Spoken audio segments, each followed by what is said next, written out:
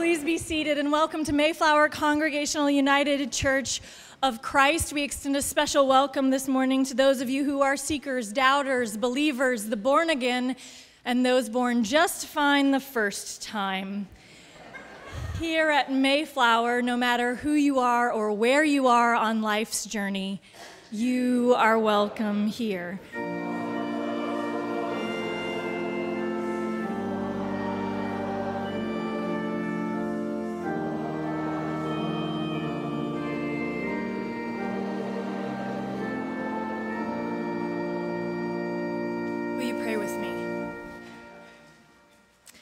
Gracious God, it's just before Thanksgiving, and things are a mess. The Halloween decorations are still out, the pumpkins are rotting, the news stinks of abuse and cover-up. Also, a few parents are just now realizing that the kids will be out of school all week. It's just before Thanksgiving, and we have misplaced all of our gratitude, to say the least.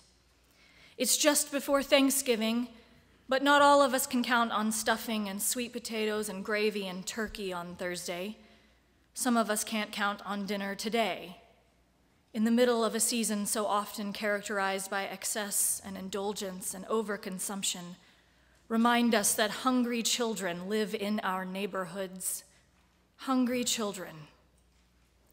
Just before Thanksgiving, Holy One, may we remember what Jesus said about the time he was hungry and the faithful gave him something to eat.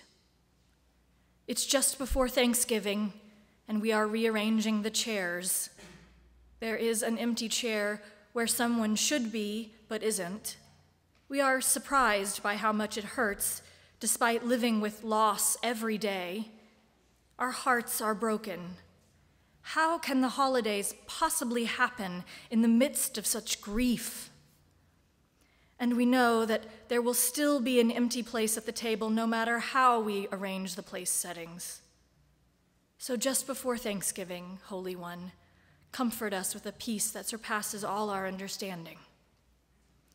It's just before Thanksgiving, and we're trying to decide how to navigate broken relationships. The kids must be dropped off at the ex's house. The in-laws can be impossible. And we've all made promises not to bite our tongues anymore about politics because look where it got us. And then there are our own selves. Just before Thanksgiving, Holy One, grant us grace for the ones who drive us crazy, including ourselves. It's just before Thanksgiving, God, but we know there is still time. Time for compassion, time for mercy, time to apologize and to forgive, time for celebrating and for grieving, time for extending an invitation, time for reevaluating, reorganizing, and recommitting. There is still time to do some good in the world. Be with us, Holy One, as we find our gratitude just before Thanksgiving, and then help us stay with the feeling. Amen. Our scripture lesson this morning comes from the 4th chapter of the book of Judges, verses 1 through 7. The Israelites again did what was evil in the sight of the Lord after Ehud died. So the Lord sold them into the hands of King Haban of Canaan, who reigned in Ezor. The commander of his army was Sisera, who lived in Hazroseth-Giom. Then the Israelites cried out to the Lord for help, for he had 900 chariots of iron and had oppressed the Israelites cruelly 20 years. At that time, Deborah, a prophetess, wife of Lapidoth, was judging Israel. She used to sit under the palm of Deborah between Ramah and Bethel in the hill country of Ephraim, and the Israelites came up to her for judgment. She sent and summoned Barak, son of Abinoam, from Kadesh in Naphtali, and said to him, "The Lord, the God of Israel, commands you, go, take position at Mount Tabor, bringing 10,000 from the tribe of Naphtali and the tribe of Zebulun. I will draw out Sisera, the general of Haban's army, to meet you by the Wadi Kishon with his chariots and his troops, and I will give him into your hand." Here ends the reading of words inspired by God. May God grant to us wisdom and courage for interpretation. The last time I preached from the book of Judges was in the late summer of 2016, just after Donald Trump had clinched his party's nomination to the presidency. And I commented from this pulpit that the book of Judges is like the current state of the Republican Party, a dumpster fire of bad decisions. Little did we know that those were the good old days. Anyway, the assessment still stands. The book of Judges is still a dumpster fire of bad decisions, and so is the GOP.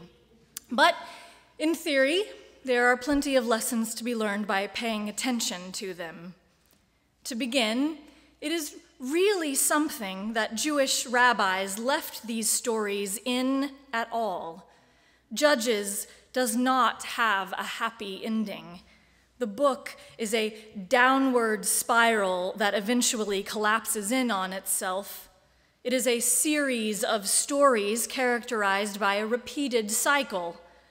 Israel does what is evil in the sight of the Lord, and they are handed over to the enemy and oppressed for years. They cry out, and the Lord raises up a hero who defeats the oppressor, and Israel is faithful again for a while. The cycle ends with, and the land had rest. What is that like? I mean, we could use some of that. And the land had rest. But then, lather, rinse, repeat. The Israelites again forget God and fall into the hands of an enemy. The time of peace gets shorter as the time of oppression grows longer. 80 years of peace followed by 18 years of oppression, then 40 years of peace followed by 20 years of oppression, and then just 6 years of peace and 18 years of oppression. It keeps going like that until the end of the book, which closes with an ominous line. In those days, there was no king in Israel. All the people did what was right in their own eyes. Most of us try to erase our mistakes, or at the very least pretend we didn't make them. We certainly don't write them down for everyone to read, if we can help it. But the rabbis left it all in. This was in part because the Israelites needed to hear a good word. The book of Judges is a collection of stories from the early days of Israel's history, covering roughly 1200 to 1050 BCE. These stories were told in families and clans and villages and towns, young and to old. Finally, these stories were worked into a long historical account that runs from Deuteronomy through the second book of Kings. These stories were told during the time of the Israelites' exile in Babylon, that terrible time of dislocation and separation, of being away from home and not knowing if they would ever make it back. These stories are a response to that time in exile, an answer to the question, has God forsaken and forgotten us? These stories remind the people, no, this has happened before. We will get through this. We will find our way eventually. Look at all the times that this has happened before.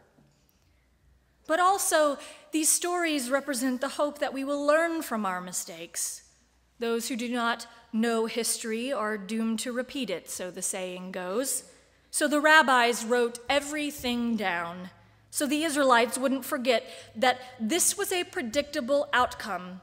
When you pick fights with your neighbor and forget about God, this is what happens: death and destruction, chaos.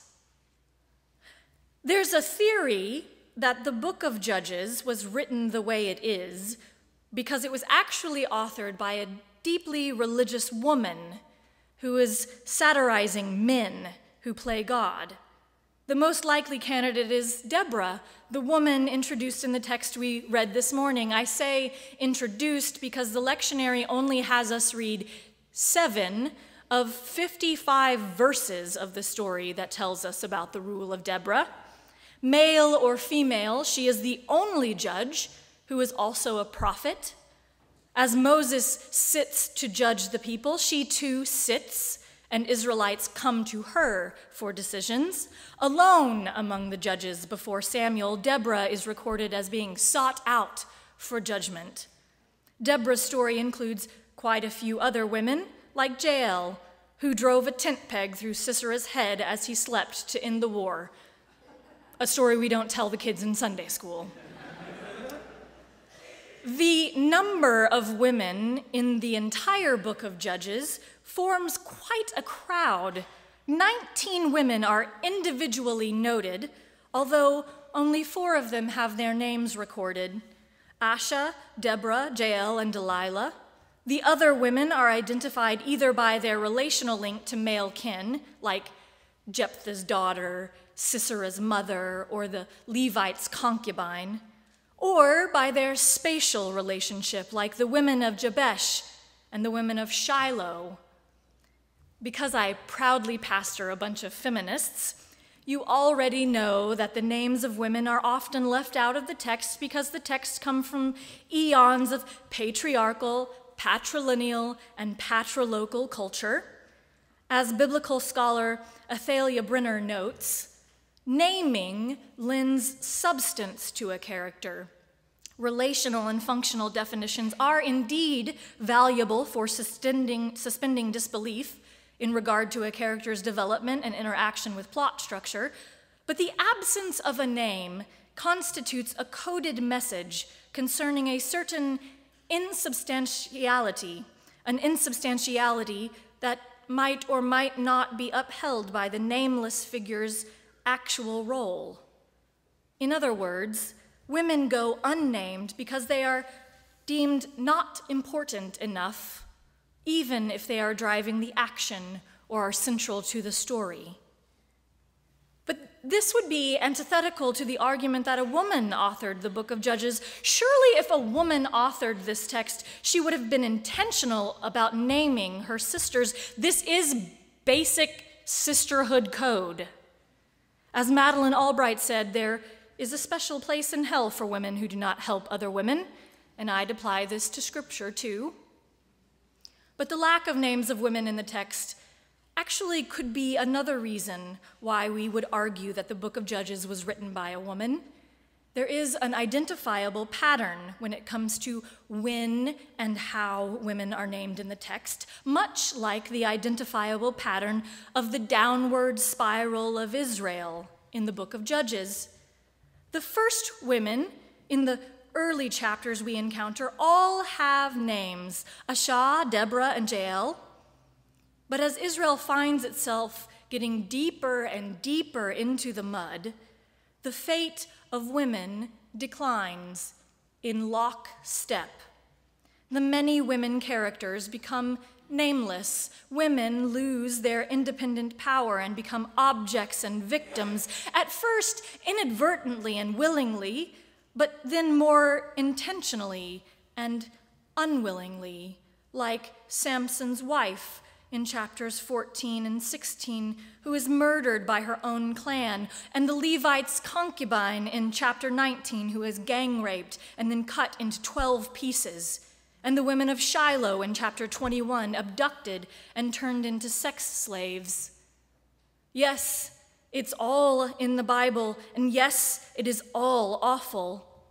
And this might be exactly why a woman thought it should be recorded this way, to demonstrate the principle that how it goes for women is how it goes for the community.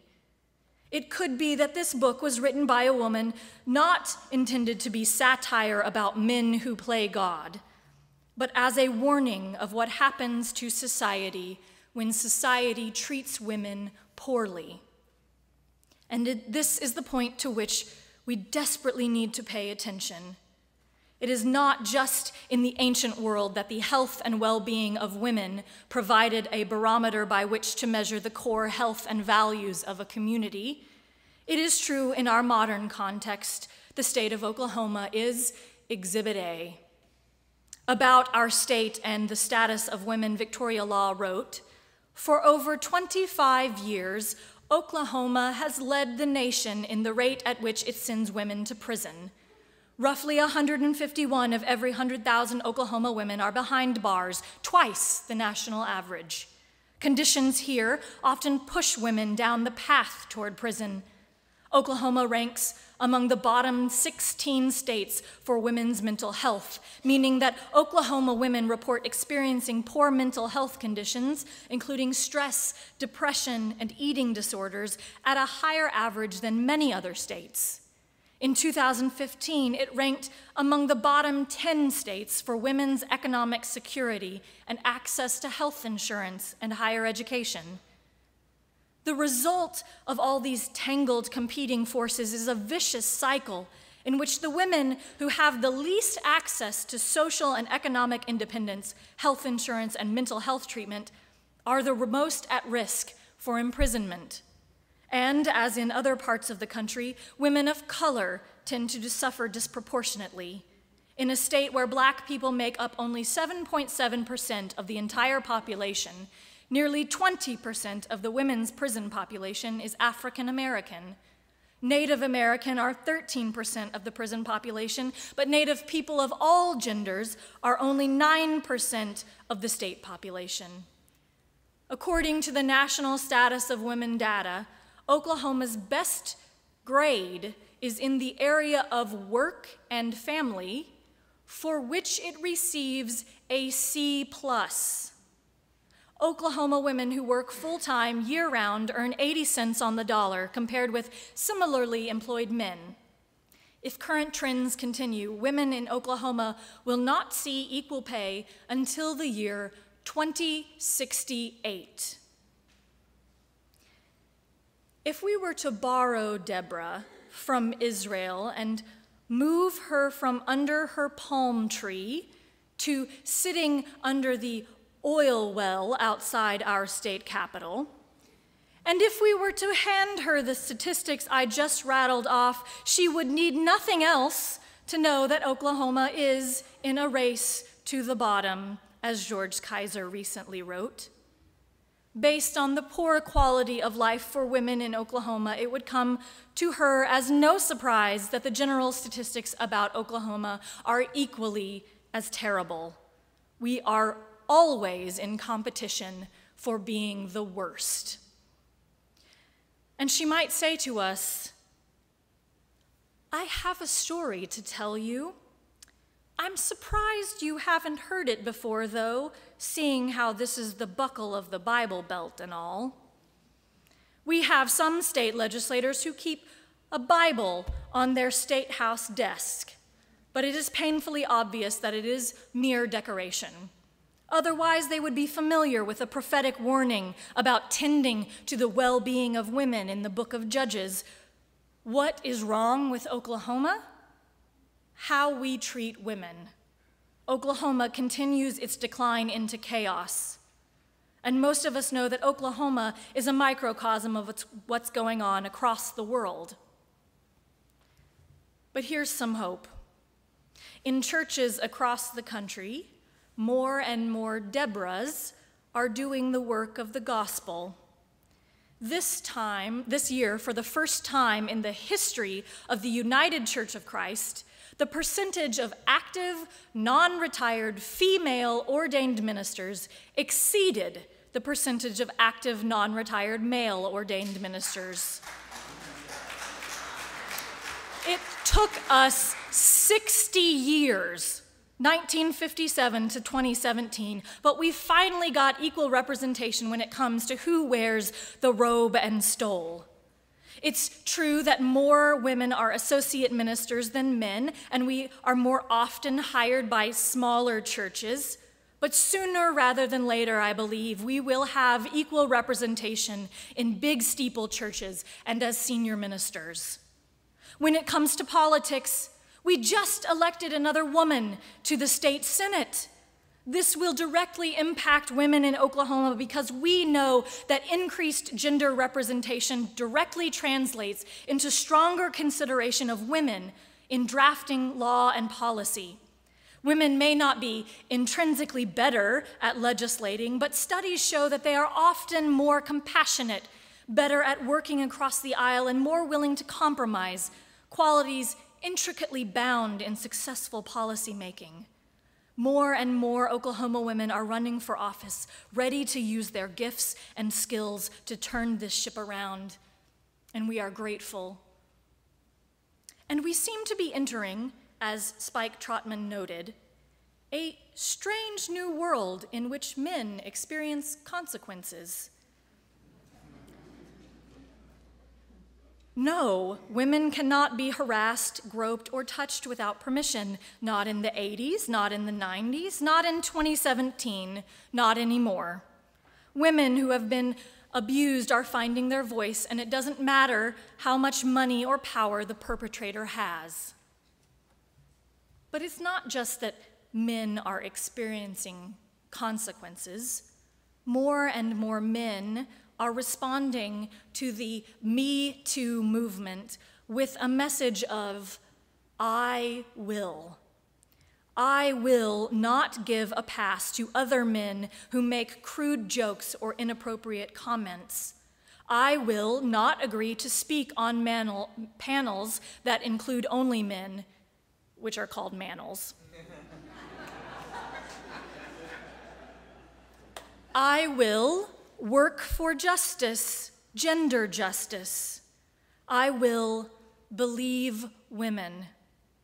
Yesterday, Dr. Dave Barnard, a United Methodist pastor from Birmingham, Alabama, penned an open letter from Alabama pastors about Roy Moore, who has now been accused by 5 women of sexual abuse.